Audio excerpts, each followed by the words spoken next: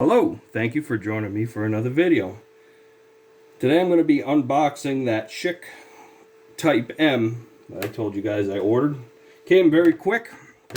I just opened up one side of it. I'm going to cut the bag down the middle here. And we'll take a look what we got here.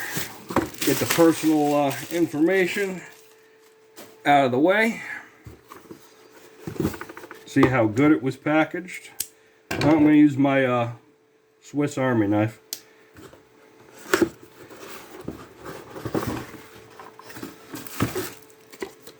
Oh, it's a card from packaging was okay. It wasn't the greatest. But what do we got here? We got a Schick Type M in the case. Let me take a look. Wow, it's in actually good condition. It has a blade loaded up in it. I'm going to do a cleaning video with this next.